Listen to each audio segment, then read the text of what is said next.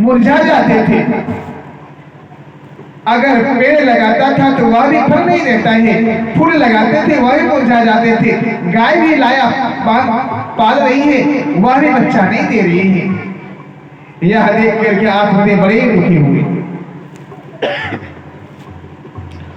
और वह देख करके उनकी चिंता सता रही है कि अगर मेरे मरने के बाद मेरा यह पुत्र होता तो मेरे राज्य का उत्तराधिकारी होता, लेकिन उत्तराधिकारी कौन बनेगा, मेरी सृष्टि कौन चलाएगा। यह देखकर उन्होंने फैसला कर लिया कि तुंगभद्रा नदी के तट पर गए और जाकर के उन्होंने अपना प्राण ही त्यागने वाला था। जैसे ही प्राण त्यागने वाले थे इतने में एक महात्मा आते कहते रहे, अरे ब्राह्मणों तुम्हें क्या हुआ, क्यों तुम जान गमाना चाह रहे हो। कहा महाराज क्या बताओ, आज जो घर से मैं जिस रास्ते से मैं जाता हूं उधर ही देख करके लोग मुख मोड़ लेता है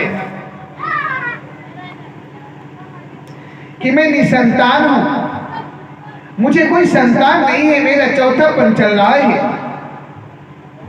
यह देख करके महाराज मैं दुखी हूं,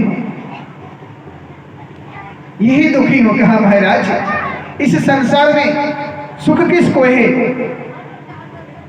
क्या जिसको पुत्र है वह सुख है, वह सुख पा रहे हैं। कोई तन दुखी कोई मन दुखी, कोई धन बिन रहते उदास, थोड़ा थोड़ा सब दुखी, सुखी राम के दास। कौन इस संसार में सुख पा रहे हैं, अगर पुत्र है तो भी दुख, पुत्र नहीं है तो भी दुख। समझाते हैं आत्मदेव ब्राह्मण को। कहा सो तो बात सही है महाराज, लेकिन मुझे एक संतान चाहिए तो चाहिए।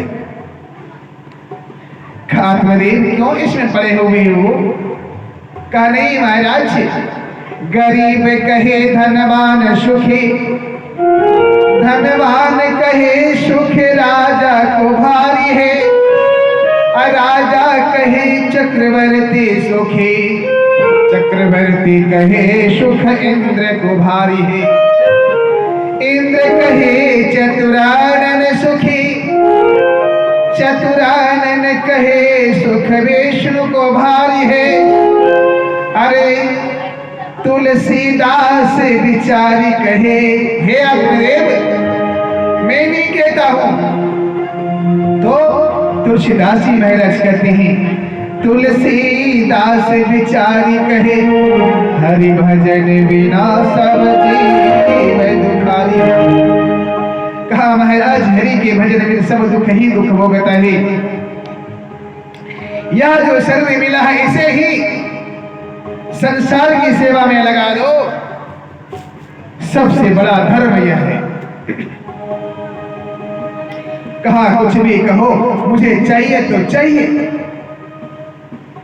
यह सोच करके वह महात्मा उसे एक फल निकाल करके देता है। कहा ये ले जाओ महाराज, इस फल को ले जाओ और यह फल ले जा करके आप अपने श्रीमती धुंधली देवी को जाकर खिला देना, वह अवश्य मां बनेगी। का अच्छा ये बात है। कहा अब आत्मदेव ब्राह्मण फल लिए दौड़े दौड़े दौड़े दौड़े जाते, खुशी का ठिकाना नहीं। आज एक साल उन्होंने फल दिया है, अब आज के बाद मेरी पत्नी मां बनेगी, मैं पिता बनूंगा। खुशी का महाराज ठिकाना नहीं है। अब खुशी का ठिकाना तो नहीं है, लेकिन जितने ही आत्मदेव सर्व कुछ में संपन्न थे, धर्म कर्म पूजा पाठ वेद शास्त्र नीति, लेकिन उनकी पत्नी उतनी ही उलटी थी। वह धर्म कर्म पूजा पाठ को कुछ भी नहीं मानती थी। अब जैसे ही फल लेकर के गया, अरे ओ धुंधली,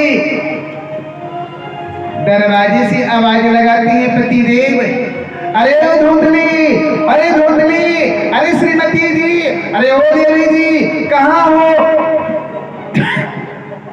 कहा क्या बात है? आज मेरे पति बड़े जोर से चिल्ला रहे, क्या हुआ? अरे हुआ क्या, बोलो ना। अरे देखो ना, मैं तुम्हारे लिए कितना सुंदर सा फल लाया हूं। अच्छा फल? कैसा फल है? अरे ये तो रोज लाते थे, आप जजमान के घर जाते थे, पूजा पाठ कराते थे, पंच देवता पूजा एवं कई सत्यनारायण कथा रहे या लक्ष्मी नारायण कथा रहे या कुछ भी रहे, पूजा पाठ करा करके आप तो हर रोज फल लाते थे। पहले तो कभी ऐसा नहीं बोले, आज क्यों बोल रहे हो? करे धुंधली, इस फल में ना विशेष महत्व है, ये कोई साधारण फल नहीं है, ये एक साधु बाबा ने दिया है। इस फल को तुम खाओगी तो माँ बन जाओगी, माँ। अच्छा तो ये बात है, मैं माँ बनूंगी, आप पिता बनेंगे ना? तब खा के तो देखो। ठीक है दीजिए। फल तो बेचारी ले ली है, अब सोचती है कि मैं अगर खा लेती हूँ, सच में हो सकता है अगर मैं माँ बन जाऊं तो मैं 9 महीने तक गर्भ को धारण करूंगी। उस समय जब मैं गर्भवती बनूंगी, जब मेरे पेट में बच्चे पलेंगे तो तरह तरह की पीड़ा होती है, खाओ कि नहीं खाओ, चलो इस पीड़ा को भी मैं सह लेती हूँ। अपने गांव टोले मोहल्ले आस पड़ोस से, क्योंकि वह धुंधली देवी जब तक सो के उठती थी, जब तक वह 4-5 घर घूम के नहीं आती थी ना, तब तक वह बरस चाय नहीं करती थी। आज इसके घर में झगड़ा, आज उसके घर में झगड़ा, आज उसके घर में झगड़ा। ऐसे लोग हमारे समाज में भी रहते हैं। बहुत ऐसी महिलाएं हैं, यहाँ की बात नहीं, बहुत ऐसे लोग हैं। दीदी तोरा कहा पूरी लो, हमें कख नहीं कर नहीं कर लो छे, देखो सुती ठीक चल लो आए अच्छे इधर से इधर। अरे तो लो काम हो गया ना दीदी, काकी तो लो काम हो गया, आ बच्चा आबे करबे की करबे, कोई नहीं है जे घर में बच्चा आबो तो किए काम है। इतनी नीच स्वभाव की वह थी जो कहने की बात नहीं। यह देखो ना, मेरे पति देव फल लाए हैं, कहते हैं खाने के लिए मैं माँ बनूंगा। अच्छी बात है, खा लो, क्या दिक्कत है? करे पीड़ा होगी, दर्द होगा, शरीर पीड़ा होगी, और इतने इतने धन संपत्ति है, चलो वह भी बर्दाश्त कर लिया। अगर मैं उसी समय अगर घर में आग लग जाए तो गर्भवती महिला भाग भी नहीं सकती, मैं जल करके राख हो जाऊंगी। काज बाहर हो क्या भगवान, कैसी आपकी नीच घटिया सोच है रे, खा के देखो ना। कहा चलो यह भी सहन कर लिया। जब बच्चा पैदा लेगा, 6 महीना क्या साल भर तक वह अपने गोद में पालेंगे, मेरे गोद में मल मूत्र त्याग कर देंगे। मेरा कितना सुंदर स्वरूप है, मेरी सेहत खराब हो जाएगी, मेरी चेहरा झुलस जाएगी। इतनी अनाप शनाप बात सोच रही है। चलो मैं इसको भी बर्दाश्त कर लेती हूँ। जब मैं बच्चा जन्म लेगी मेरे द्वारा, तो मेरी ननद जी आएंगे छठियारी में, और ननद का काम होता है लेना। कितनों कहो ना ना, फिर भी कहेगा दादा, वही है ननद। अब जब वो ननद आएगी तो मेरे पति जी उन्हें सब दे देंगे। चूंकि ननद जब भी आती है कुछ ना कुछ लेके जाती है, मैं तो ऊपर सब घर में रहूंगी, उस समय पता नहीं हुआ सब कुछ दे देगा, तो फिर मेरे पास क्या बचेगा। यह विचार ही कर रहे थे, इतने में धुंधली की बहन आ जाती है। अरे बहना क्या हाल है, कहो। कहा बहना तुम्हारी ही इंतजार है। क्या बात है?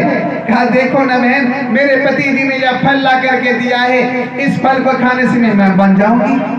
कहा देखो बहना, तू चिंता काय करती है, मैं आ गई ना, मैं पहुंच गई। यह फल को आप वह जो बांधी हुई गैया है उसको खिला दीजिए और फल का भी परीक्षण हो जाएगा। और देखो बहन, तुम्हारे पास धन की कमी नहीं है और मेरे पास पुत्र की कमी नहीं है। मैं गर्भवती हूँ, या इस बार जो पुत्र जन्म लेगा या पुत्री, मैं तुम्हारे हवाले कर दूंगी और तुम बदले में धन दे देना। कहा वाह बहना, अरे बहन हो तो तेरी जैसी, एक ही मिनट में समस्या का समाधान खत्म। अब वह बहन आ तो गई है, ठीक समय होता है और रातों रात जाकर के जिम्मा लगा देते हैं और पूरे शहर में ढिंढोरा पिटवा दिया। देखो राजा, देखो आत्मदेव, मुझे पुत्र हुआ है, पुत्र हुआ है। महाराज आत्मदेव का खुशी का ठिकाना नहीं, पूरे नगर में शहर में ढिंढोरा पिटवा दिया। लेकिन अब यहाँ पर धुंधली देवी की चाल कि महाराज पुत्र तो जन्म ले चुका है, इसका मैं लालन पालन नहीं कर सकती हूँ। कहा तो क्योंकि मेरी बक्ष स्तर से दूध नहीं निकल रही है, इनको पिलाने के लिए तो दूध चाहिए ना। कहा पिलाने के लिए दूध चाहिए। पहले जमाने में की तरह आजकल भले अगर माता अपने बच्चे को जन्म देती है ना, तो माँ अपना दूध नहीं भी पिलाती है तो बच्चों को पोष लेती है, पोष पाल करके बड़ा कर देती है। पहले तो ऐसा व्यवस्था, ऐसा केमिकल वाला दूध नहीं ना था, जो कि बस कहा तो क्या करोगी, कहा दूध तो हो नहीं रही है, ये तो बोतल वाला दूध आज चला है। आज जब से बच्चा जन्म लेता है माताएं कहती हमसे नहीं होगा। आज भी ऐसी माता है, मैं नहीं पिला सकती, मुझसे यह बर्दाश्त नहीं होगा, मेरी सेहत खराब हो जाएगी। और अपने पति जी को अपने सासू माँ कहती हैं, सासू माँ, माता जी बच्चे के लिए दूध मंगा दीजिए ना। बस वही थोड़ा सा बोतल लाएगा, पाउडर वाला दूध मंगाएगा, केमिकल वाला दूध लाएगा और बोतल में गर्म करके डाल देता है, लो बाबू P low P low P low. बोतल बचपन से छोटा सा है, बोतल किसने पकड़वा रहे हैं? एक माता ने पकड़वा दिया। जिस बच्चे को बोतल का आदत बचपन से लगा दिया है तो वह बड़ा होकर के बोतल ही खो देता है। चाहे दूध वाला बोतल हो उसमें भी केमिकल था, चाहे शराब वाला बोतल हो उसमें भी केमिकल है। देखिएगा, जो बच्चे अगर बचपन से ही वह अलग बोतल वाला दूध पी करके बड़ा हुआ है, वो आज भी बोतल ही लेता है। ये संस्कार कहाँ से आता है? तो माँ के द्वारा आता है। इसलिए हमें उससे बचना चाहिए। अगर बच्चे को सही दिशा में ले जाना चाहिए तो ये माताओं का कर्तव्य है। माता अगर चाहें तो बच्चे को जिस ओर ले जाएंगे उसी और वह बच्चा जाएगा। माता उंगली पकड़ करके बचपन से उसे मंदिर ले जाएगा तो वह मंदिर ही जाएगा, अन्यथा वह बच्चा आपका रास्ता भटक जाएगा। और वही बेटा नहीं होता है, वो बेटा जो है मानिए एक दिन लाठी मारने वाला होता है। यह देख करके अब धुंधली ने अपने कहता, महाराज आत्मदेव, अभी अभी मेरे बहन को कुछ दिन पहले एक बच्चे को जन्म दिया था और जन्म देने के बाद वह बच्चा उनका मर गया है। मैं अपने बहन को यही बुला लेती हूँ और मेरे बच्चे का जो है लाल पालन सेवा करेगी और दूध पान भी कराएगी। अच्छा ये बात है, कहा ठीक है बुला लो। बुला लेते हैं। कुछ दिन धीरे धीरे बड़ा होता है। ठीक 3 महीने के बाद वह गौ माता जो फल खाई थी, गौ माता भी एक बच्चा देता है, लेकिन उसका जो है कान केवल गाय के समान है और शरीर मनुष्य के समान है। वह आत्मदेव ब्राह्मण उसका नाम ही रख देता है गौकर्ण। बोलिए गौकर्ण जी महाराज की जय। गाय के समान कान है तो उसका नाम रख दिया गौकर्ण। आज भी देखिएगा हमारे समाज में ऐसा ऐसा नाम रखा जाता है। पंडित जी तब तक उधर जो है अपने वह धुंधली का पुत्र जो है उनका नाम रखने वाला है। इसमें श्रीमती धुंधली देवी कहते क्या सबका नाम आप ही रखोगे क्या? करीब 9 महीने कोख में मैं पाल पोषी मुझे और नाम आप रखेंगे, ऐसा हरगिज में होने नहीं दूंगी। तो फिर कहा आपने एक का नाम रख दिया गौकर्ण, ये मेरे कोख से जन्म लिया है इसलिए इसका नाम मैं रखूंगी। क्या? इसका नाम मैं धुंधकारी रखता हूं। वह धुंधकारी धीरे धीरे बड़ा होता है। बस गौकर्ण का नाम पंडित जी ने रख दिया तो गौकर्ण जो है पंडित जी वाला काम करने लगे, वेद शास्त्र कथा पुराण सब करने लगे वह। और इधर धुंधकारी गौकर्ण पंडितो ज्ञानी धुंधकारी महाखल खा ला केवल खाना और लाड़ना जानता है वह धुंधकारी। और गौकर्ण महाराज पंडित बन गए। यह देख करके अब जो है धीरे धीरे बड़ा होता है। गौकर्ण पूजा पाठ कराने लगे और इधर धुंधकारी बिल्कुल रास्ता से भटक गया। जुआ खेलना, मदिरा पान करना, शराब पीना, चोरी करना, डकैती करना, लूटपाट करना एवं प्रकार से वह हर काम को करने लगे।